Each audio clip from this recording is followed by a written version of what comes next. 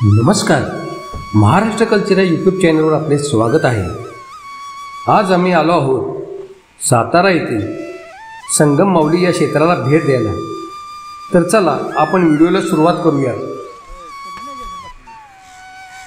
महाराष्ट्रातील सातारा हे केवळ निसर्गरम्य ठिकाणासाठी नाही तर त्याच्या सांस्कृतिक आणि ऐतिहासिक महत्त्वासाठी देखील प्रसिद्ध आहे। संगम माऊली हे असेच एक ठिकाण आहे जे साताऱ्याची समृद्ध ऐतिहासिक पार्श्वभूमी दर्शवतो। येथील कृष्णा आणि वेण्णा नदीच्या संगमावर एक प्राचीन शिव मंदिर आहे। ते महाराष्ट्राची दक्षिण काशी म्हणून देखील ओळखले जाते।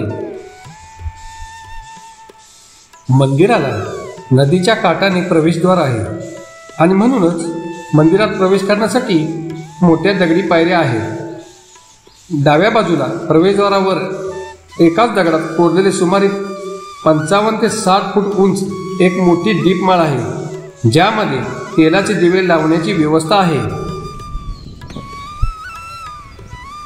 हे 18व्या आणि 19व्या शतकातील मंदिरांसाठी प्रसिद्ध आहे, ज्यात मराठा वास्तुशैलीची खासियत आहे।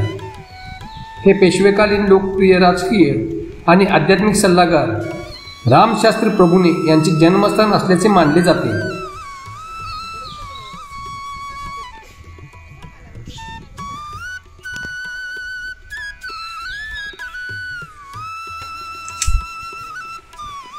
सातारा गॅजेटनुसार हे मंदिर श्रीपादराव पंत प्रतिनिधी यांनी 1735 मध्ये बांधले होते असे मानले जाते।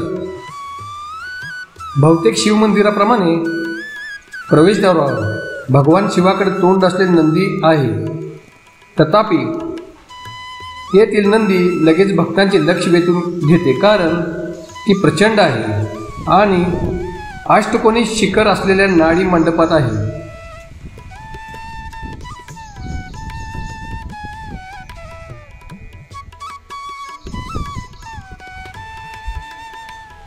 मंदिरात प्रवेश करण्यासाठी आणखी 5 ते 6 पायऱ्या चढावे लागतात। मंदिराच्या संरचनेत गर्भगृह, अंतराळ आणि सभामंडप यांचा समावेश आहे, जो बेसाल्ट दगडात बनवला आहे। गर्भगृहात शिवलिंगाच्या रूपात दर्शन घडते। मंदिराच्या भिंती अतिशय गुंतागुंतीचे कोरीव शिल्पांनी सुशोभित केले आहेत। गर्भगृहाकडे जाणाऱ्या भिंतीवर देवी पार्वती आणि गणेशाची मूर्ती आहे। चला तर मग या मंदिराबद्दल अधिक माहिती आपण श्री धोत्रे पुजारी यांच्याकडून घेऊयात। संगम माऊली कृष्णा वेण्णा गुप्त बागेचे त्रिवेणी संगम। ओके।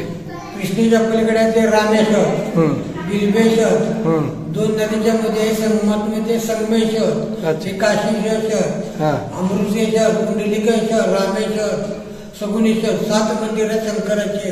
अच्छा। त्याच्या नदीच्या पलीकडे 2 आहेत, अलीकडे 5 आहेत। अच्छा। कृष्णा वेण्णा गुप्त बागेची दक्षिणेला वाहते म्हणजे दक्षिण काशी। इथं काशी प्रयाग एक ओढ आहे, त्या ओढ्याखाली आंघोळ महापूर आला म्हणजे आंघोळ लोक करतात। अच्छा। आंघोळ की काशी गया प्रयाग स्नान झालं। अच्छा अच्छा। इकडे परशुराम बाबूराव मंदिर आहे, शेषनारायण आहे, हरिनारायण आहे, राही रुक्माई विठ्ठल मंदिर आहे, पाठीमागे राम मंदिर आहे। रामदास स्वामी येऊन गेले। अच्छा। ते आंघोळीला आले त्यावेळेला त्यांना संकल्प सोडायचा होता।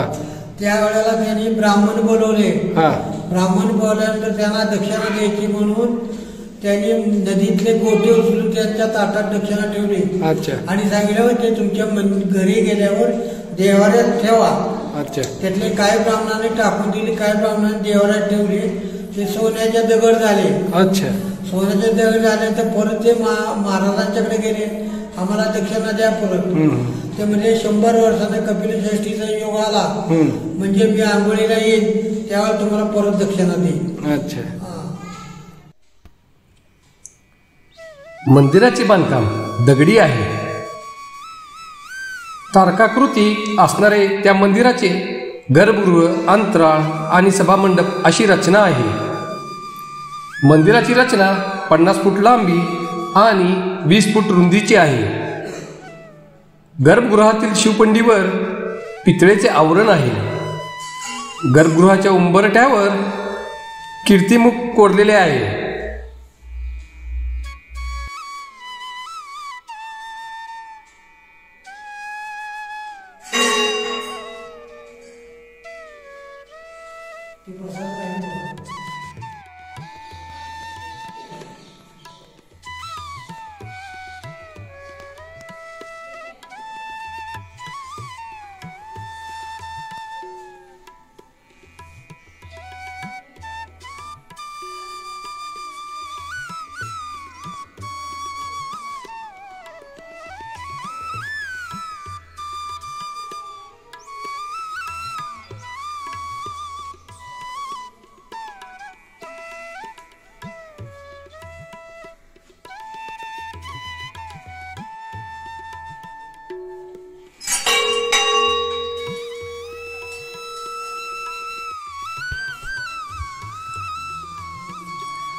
अंतराळ 4 स्तंभांवर आधारलेले असून 2 अर्धस्तंभ व 2 पूर्णस्तंभ आहेत. सभामंडप तिन्ही बाजूंनी मोकळा आहे. देवकोष्टकात डाव्या बाजूस गणपती आणि उजव्या बाजूस महिषासुर मर्दिनी यांच्या मूर्ती आहेत. सभामंडपात मोठी घंटा आहे. मुख्य मंदिरावर विटांचे शिखर असून त्यावर चुन्याचा गिलावा केला आहे.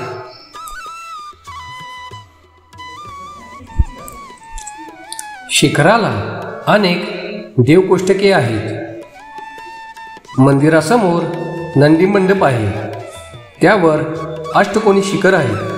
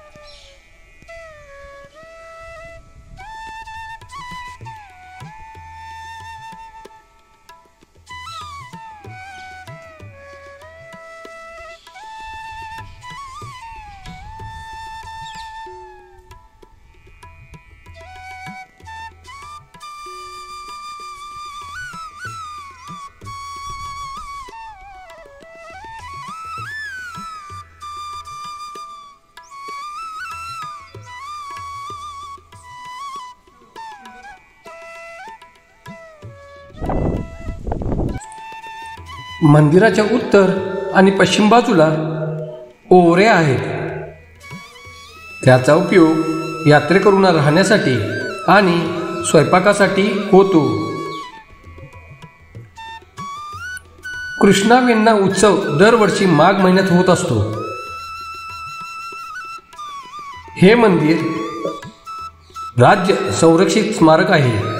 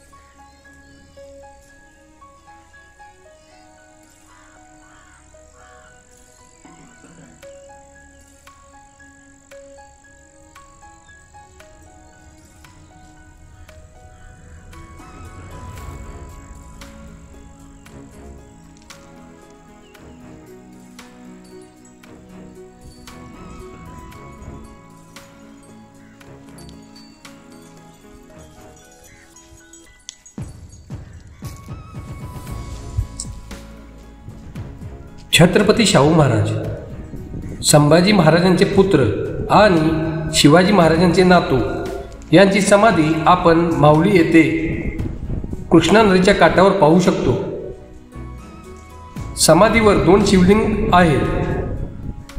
असे म्हटले जाते की मूळ समाधीवर फक्त 1 शिवलिंग होते, परंतु कृष्णा नदीला आलेल्या पुरात ते शिवलिंग गायब झाले, म्हणून दुसरे शिवलिंग समाधीवर ठेवण्यात आले.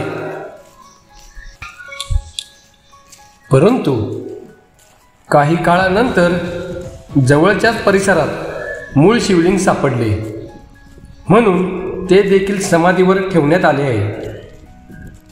म्हणून आज समाधीवर 2 शिवलिंग आहेत.